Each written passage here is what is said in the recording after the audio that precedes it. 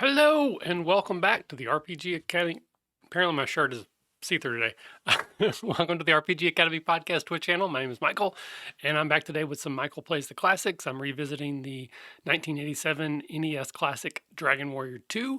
It is a game that I played through to completion once as a kid. I remember very little about it. I am not good at it, but I'm having fun going back through it.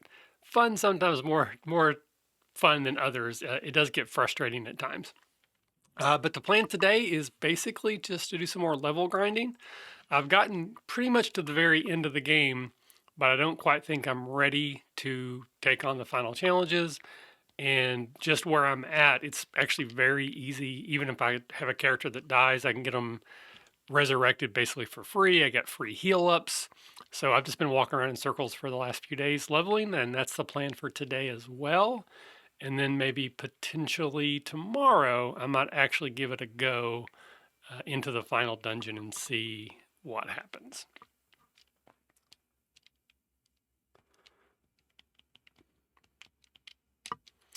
Sumkey, always a pleasure to have you hanging out with me. So very glad you are here. Hope you're having a great day. Anything exciting happening in your life today or later today, I should say?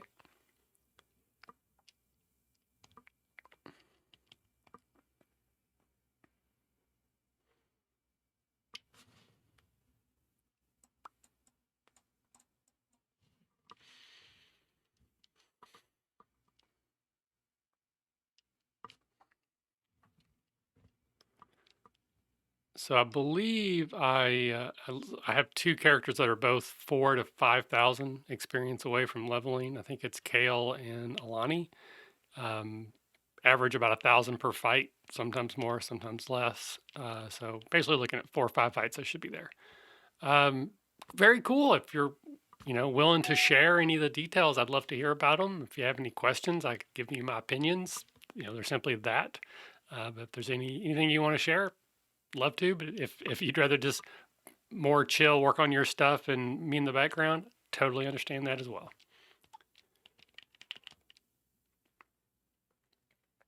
Oh no. Yep, and Artho's dead. See, it's just like that. That's how quickly it happens.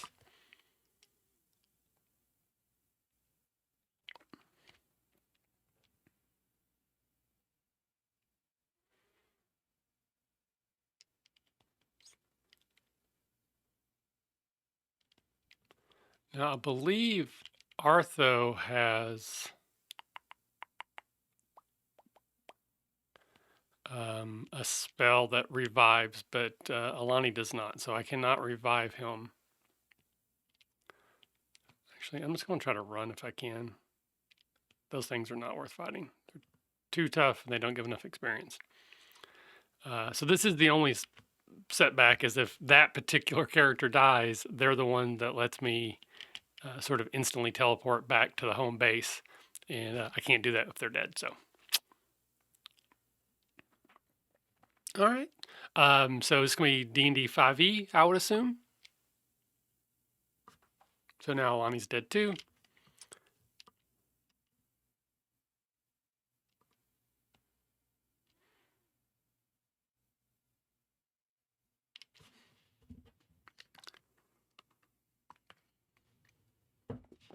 Very cool.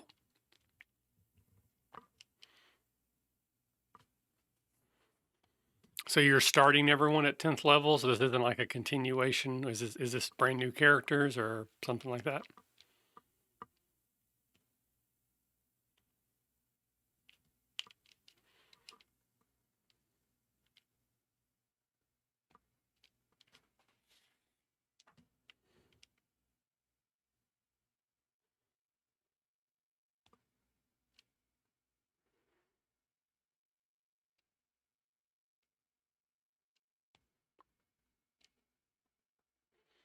Don't know if I'm gonna survive this or not.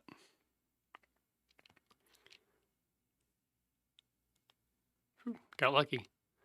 Well, Kale should definitely be close to leveling up at this point. That's cool. I been playing D&D for so many years and role-playing games in general, but maybe unorthodox. I don't actually know, but never had a whole lot of ongoing persistent campaigns. They would always fall apart. Campaigns just ended because people lost interest of their characters or the story or something like that. Uh, so I don't have a whole lot of old characters or players that have old characters that could do that with. But I do like the idea of bringing back some old characters for another hurrah. Welcome, Gygar68. Always a pleasure to have you hanging out with me as well. Sumke and I are just talking about some D&D stuff while I grind and die a lot. Hopefully more grinding than dying, but so far it's been about equal.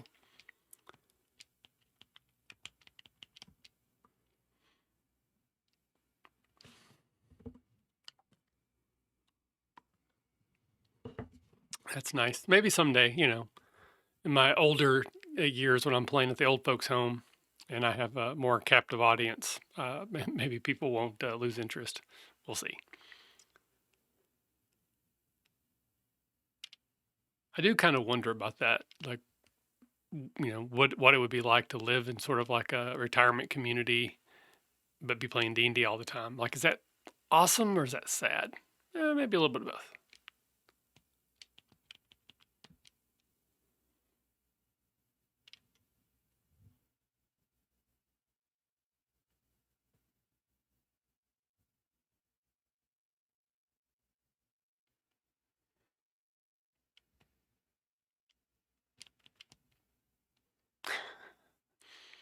I wonder if there's any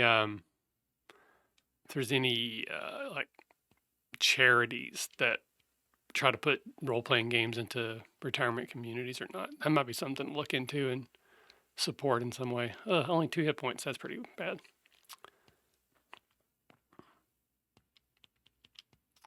So I don't know, Gygar, how you feel about things like Fifth Edition, but I started playing with the Red Box back in the late '80s. Played basic Red Box Edition, then First Edition Advanced, then Second Edition Advanced. Played Third Edition, Fourth Edition, Fifth Edition, and I think Fifth Edition is the best version of the game. I absolutely love it. It takes all the things that I like about the older versions, but makes them more player friendly.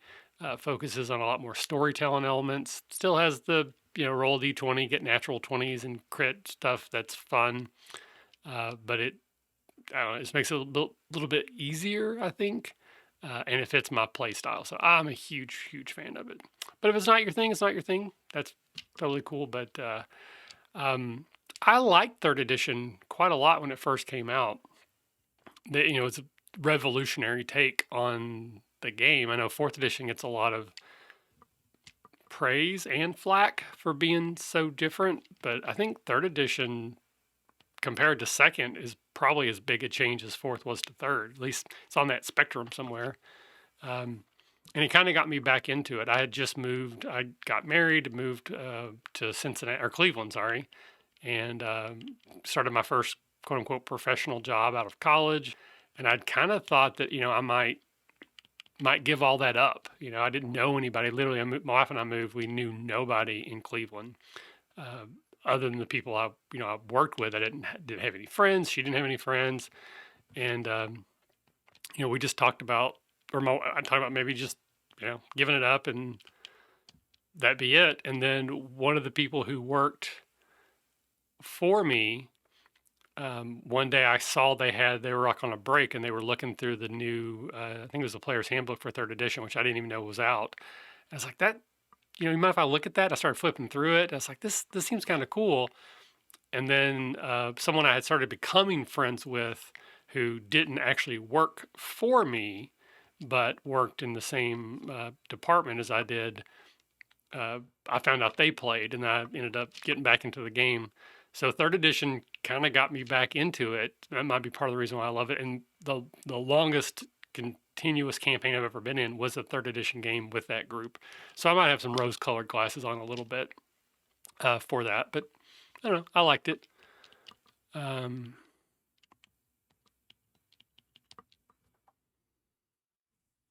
think I know Fourth Edition gets a lot of pushback, but I liked Fourth Edition when it first came out quite a lot. But the more I played it, the less I liked it. And I still think there's a lot of elements from it that were that were great, and I'm glad that they have found new life in other places. But the biggest problem I had with it is if you didn't already know how to play, like if fourth edition was the first version of the game that you played at all, I think it kind of taught you to play the game in a different way than I enjoy. Not to say a wrong way, but a different way than the way that I enjoy.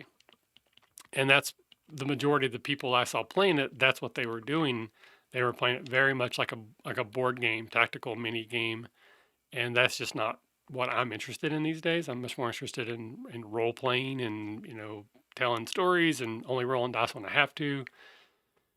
So the more I played of it, I kind of became disenchanted with it.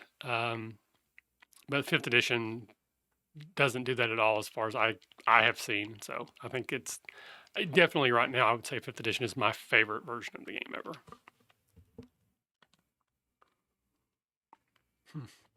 Nice. Yeah, that's the thing about being the DM is you get to control the game. That's for sure. I spent this morning working on Action 12 Cinema again. Sorry, just had to check something there. And there are 2 sections left I have to write, and I was really struggling with these sections. I would write them, and I didn't like them. I didn't like the way it was coming out. I didn't think they accomplished what they needed to accomplish.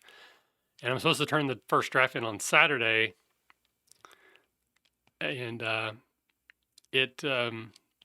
was starting to get a little bit like frustrated by it and just nervous and anxious about everything as well. And then today I cracked one of them. I figured out what I want to do, sat down, wrote it out. It's not great, but it's good. It's solid. It's definitely first draft worthy. So now I'm kind of just putting like mental energy in on the other section and what I want to do there. And I think I've got an in. I don't know if I've cracked it yet, but I feel comfortable. So either later tonight, after I go get the boys, or tomorrow, certainly, I'm going to spend some time, and I hope that I can knock that one out as well. And then Saturday morning, I can just, boop, here you go, and turn it over to the editor and then wait to see what they say about it.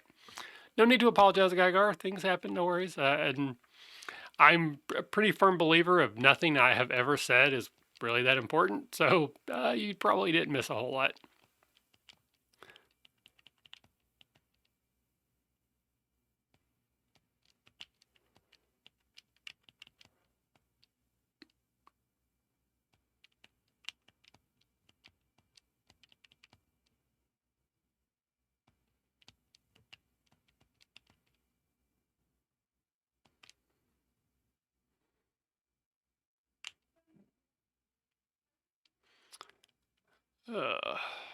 I do not like fighting these things.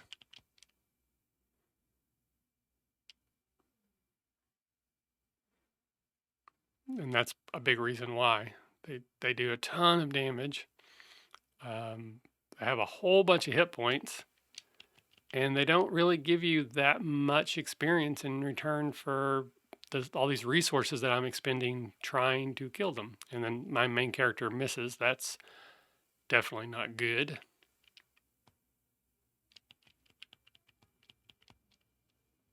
And I just lost Alani.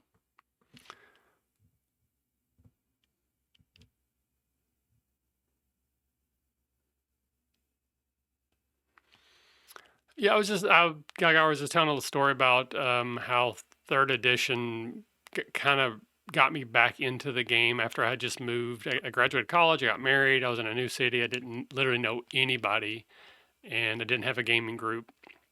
And then someone I worked with, I saw they had the player's handbook, and I like, can I look at that? And I borrowed it, and I thought it was pretty interesting. That's kind of what got me back into it. And then I talked a little bit about fourth and fifth. Yeah, I think so. Here's my thing about fourth edition. I think it's a really good game for what it is.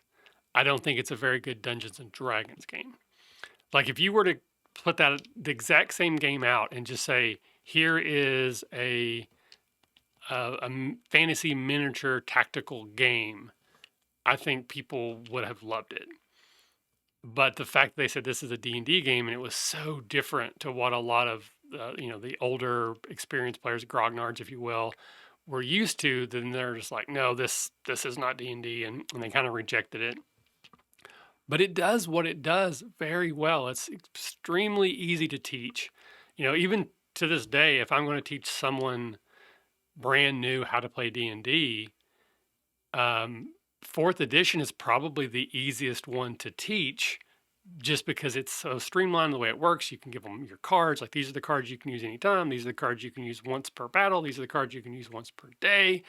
They come with these evocative names for everything. So it's not just I attack. You get to say things like, Iron Tide or Swirling Attack or whatever. So it does a lot of cool stuff, but ultimately it was more about tactics and movement than it was about the role play.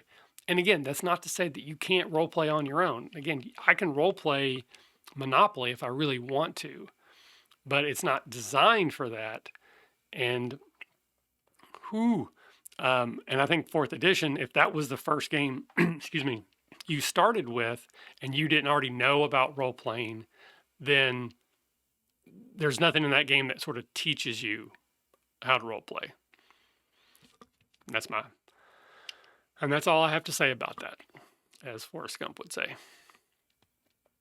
So I liked quite a lot of it. I thought it brought some very interesting concepts. I think skill challenges are great. I just don't think, I think when they came up with the idea of skill challenges, great. The execution and implementation of that into the game, not great. So I still use skill challenges today in 5th edition. I just do them a little bit differently. But I do love the idea of having that sort of non-combat combat type of thing where they use skills and everyone gets to contribute, and it's almost like a montage, like how are you contributing and how are you contributing, and you work together and then you've done the thing. Because I love D&D. It's, again, absolutely one of my favorite games, but it doesn't simulate certain things very well. And for example, let's say there's a giant robot, like a Warforged, that's 150 feet tall, and it awakens from the ground and it's walking like a giant kaiju, Godzilla sort of thing to just destroy a city. D&D doesn't model your characters fighting that type of battle very well. Maybe they have, I don't know, like the undead bodies of giants they're riding as mechs, who knows? But a skill challenge is a way to kind of model that cinematically. So you can have the barbarian climbing up it to try to find a weak joint. You can have the wizard trying to pinpoint certain spells to take out, again, joints or whatever. This is a very bad example, but the point being is that's a way to model that type of action outside of combat that I think works better than actual combat. So I like it a lot.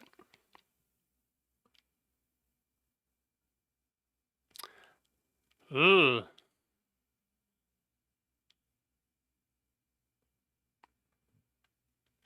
Yeah, I don't know, because third edition doesn't even go to 50th level, like not even close to that. So I have no idea what those people were smoking. Likely they probably had carryover characters from like second edition and they didn't want to stop playing them, so they converted them to third edition.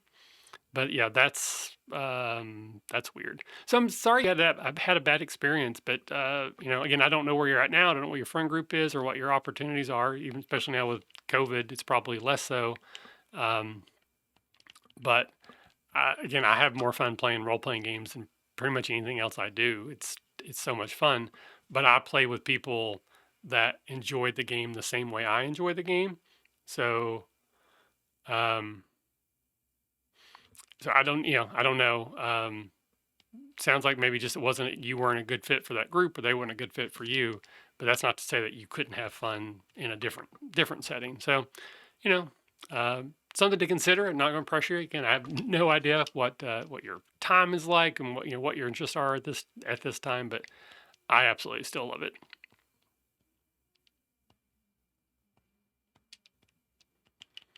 All right. Let me focus on what I'm doing here for a minute.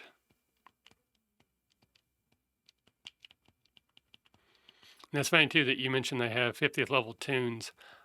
I had never heard that before until just a few years ago. I don't know if there's a specific game where that comes from, but the first time someone said, they want to create their tune, I'm like, what are you talking about?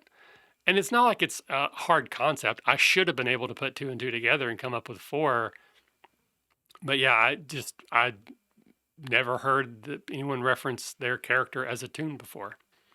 I'm guessing there's a cartoon RPG out there that might have started from, but I don't know for sure.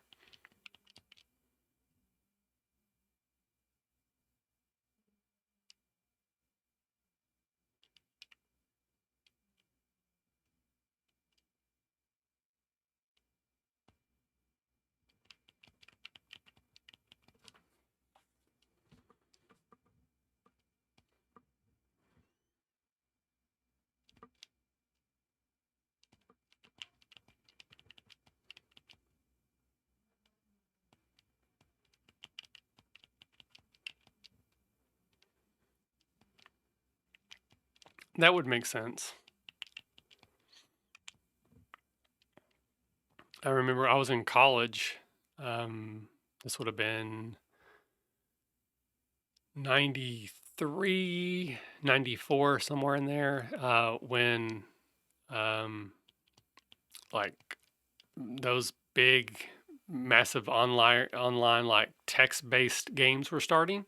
Hey, Foxblade, welcome to the party. Yeah, talking about just a bunch of different bits and pieces, third edition, fourth edition, fifth edition stuff. Some keys working on a new campaign set in Neverwinter, which sounds kind of cool. Of course, I gave my Action 12 Cinema update. But yeah, so I remember a friend of mine was really hardcore into those, and they would just spend all day texting and working on these, and that never really connected with me either. But it was a big thing.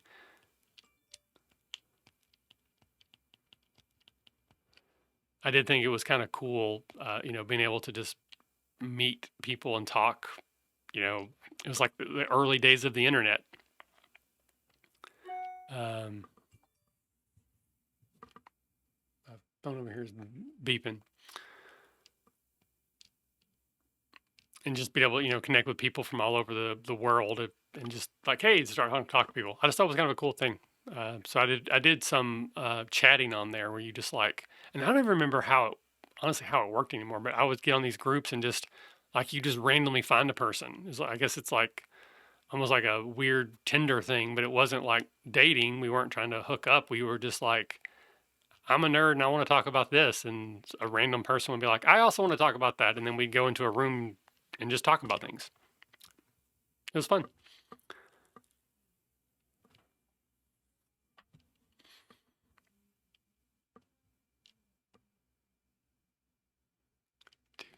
Do. Oh no.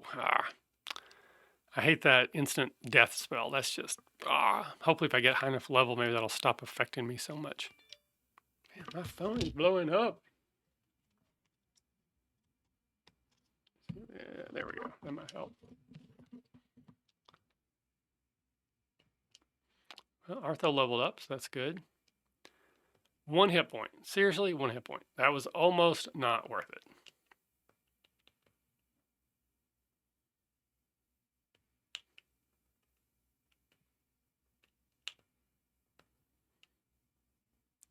All right, here we go. So we need 17,000, just under 30, and about 20. Yes, I do want to save my deeds, and I do want to continue. I do have to get the kids today, so I have a hard out at 2:40. So I've got about 17 more minutes, so we might be able to get one of those more leveled. So yeah, I think the goal is today to just, I'm gonna see if I can run. I hate fighting these things. There we go. Do another level grinding, and then tomorrow I might actually try to go in and beat the game, or at least get started at it. So I did a little peeking on the internet, and there is an item that I haven't got yet. So there is an item I missed that I cannot, like yesterday when I went into the castle, it looked just like one of the earlier castles. And I remember there's an NPC that said something about an illusion and you have to have something before you can see through it.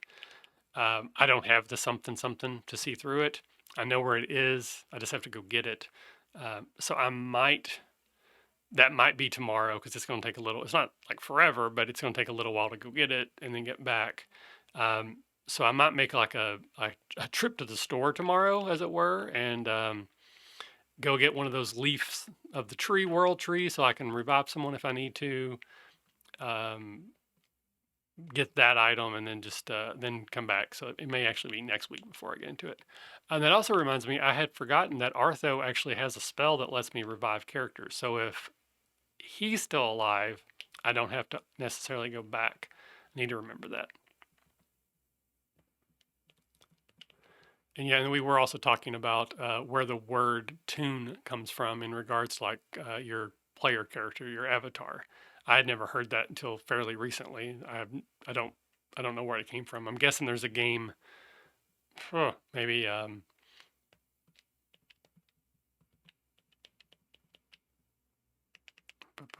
can't bring her back here. Um, like a cartoon game where you create actual cartoons, maybe. And then some key mentioned that maybe it's from an MMOS.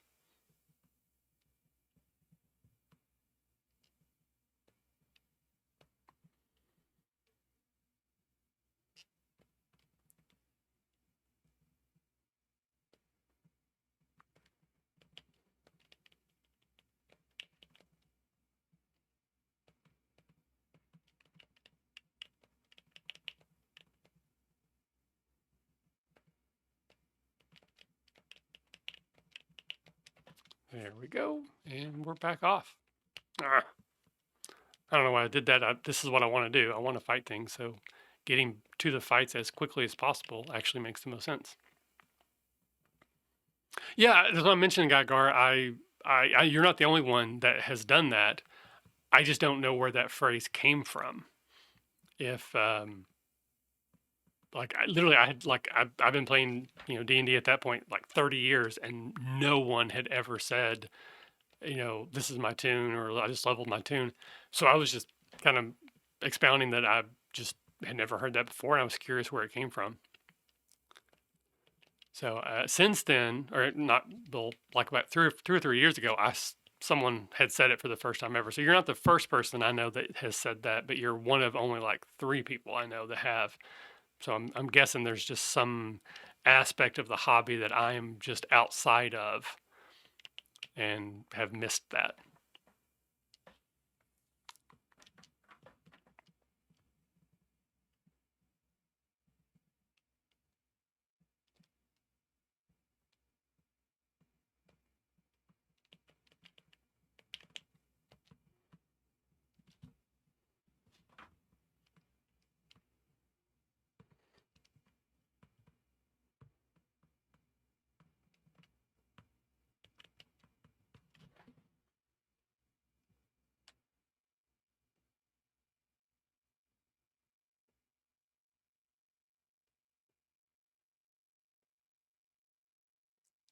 Do, do, do, do. So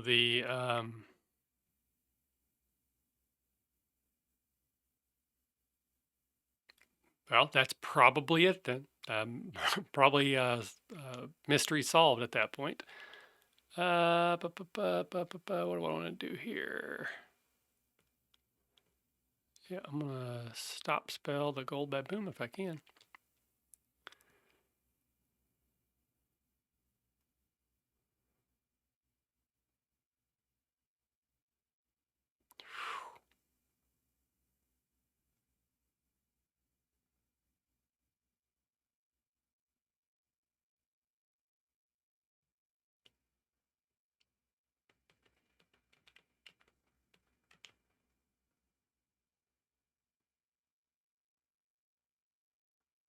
There we go. Nice.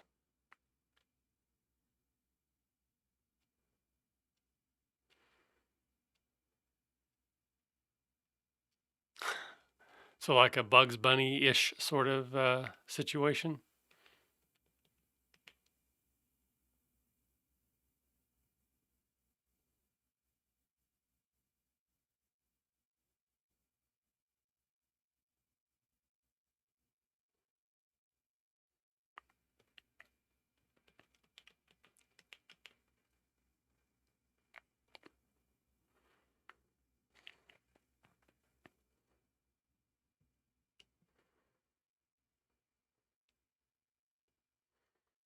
So tough fight, but yeah, if I can get 1700 a shot, it's worth it. Fight, fight, spell, sleep.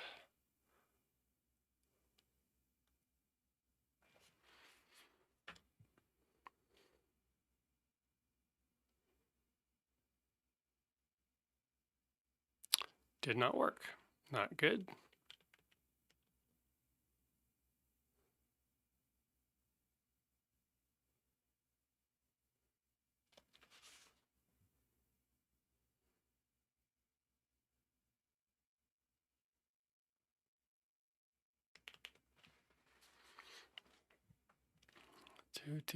Do.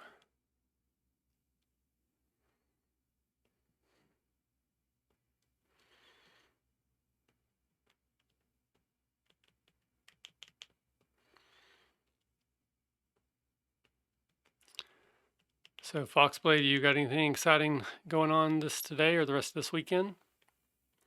I'm still watching the X-Men United Kickstarter continue to go up and up and up to absurd levels. I think it's over 3 million at this point. I'm currently backing it not quite at the all-in level, but the close to all-in level because I'm dumb, but still kind of exciting to watch it. And with my own impending Kickstarter coming up, I can only dream. I mean, there's no way, literally no way of even thinking of that. But it does make me think, like, what could my Kickstarter get to? Is $10,000 doable? Is $30,000? I'm trying to look at some other Kickstarters that are kind of in the same ballpark as what I'm doing, and some of them come with heavy hitter names, guest writers, or more experienced game designers. So it's still completely different, but I don't even know what our Kickstarter is going to be. I mean, to be honest, I have no idea what our goal is going to need to be to cover all my expenses at this point. But I'm going to guess, I'm going to ballpark like 8,000. I think 8,000 would get us back everything I've put into it, and then also cover the costs of getting the game produced for the people who back it. You know, but there's a lot of numbers they're playing with. I don't know yet, like what versions and is it print or print on demand, all that kind of good stuff. But so I'm going into this thinking we probably need a Kickstarter of about 8,000, and I'm secretly thinking or hoping that maybe 15,000 is a reasonable number for my game. I am fortunate that I have the podcast that has an audience, and I think that will bring in some people. I think at Catacon too, because I'm definitely going to be promoting it on the Catacon stuff too. So I think I've got a pretty nice built-in people who will support me, even if they don't honestly care about the game. They still may throw some money at it just to be nice, and I will gladly accept that money. So yeah, 8,000, 15,000 is what I'm thinking. Interdimensional Viking shenanigans? Please tell me more.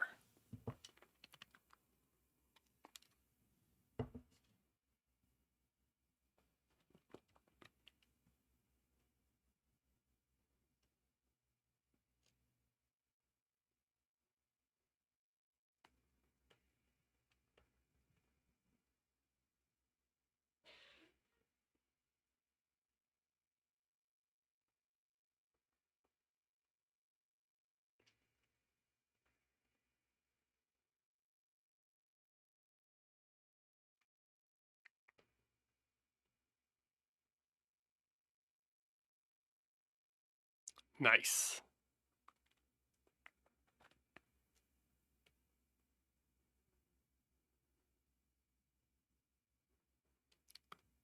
Bum, ba, ba, ba. All right, we need to return, get my magic points back up.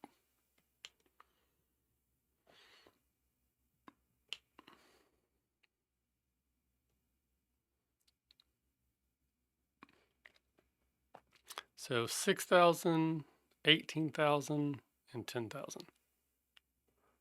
That's 6,000. Maybe. Maybe I can get to 6,000. Let's see.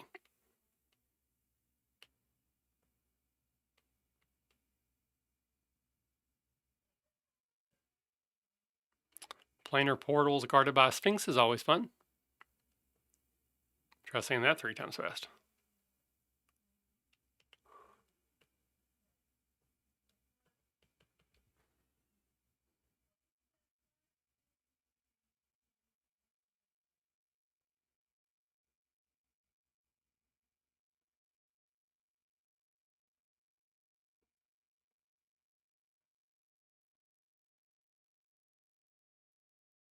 Whew.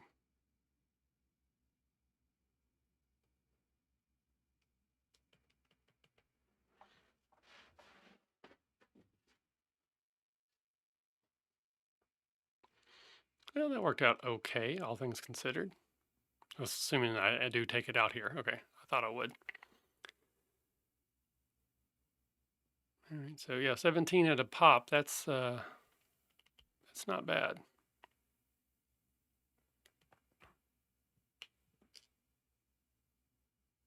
Mm.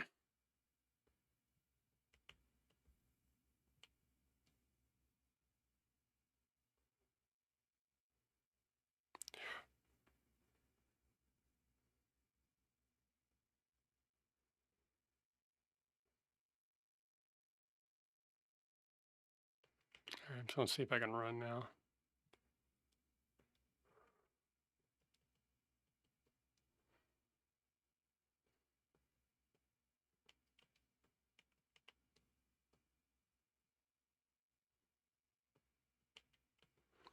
So this is the problem. It takes so long to do all of this that I'm burning up the time I have to try to get there.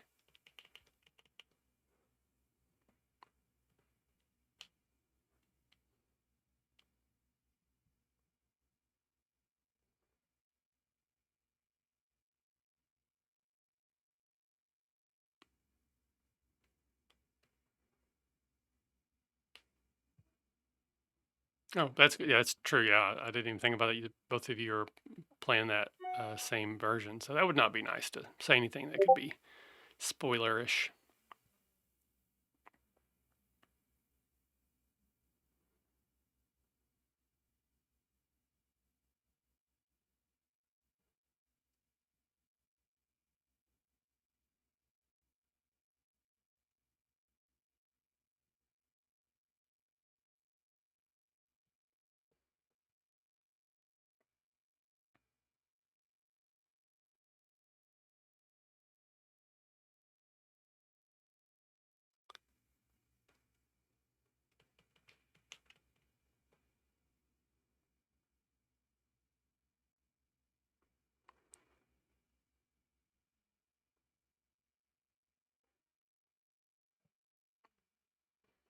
So that's like 3,400. So that should be pretty much over halfway to getting him there.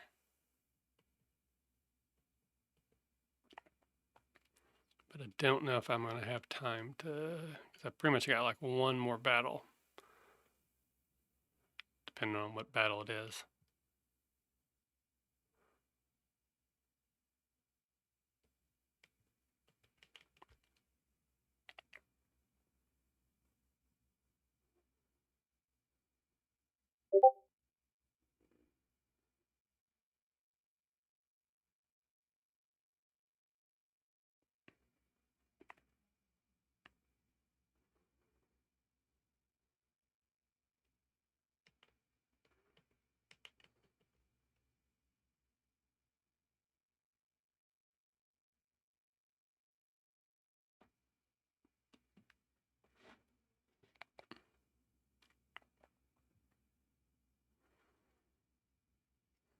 All right. So we've got to be close. One more battle that I survive.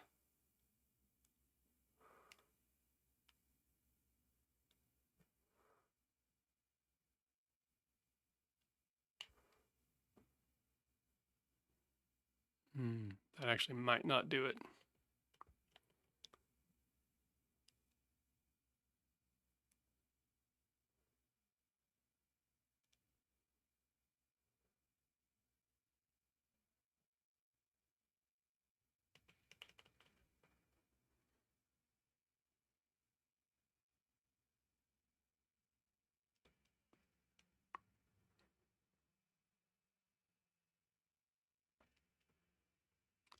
Yep, it did it. Okay, yay.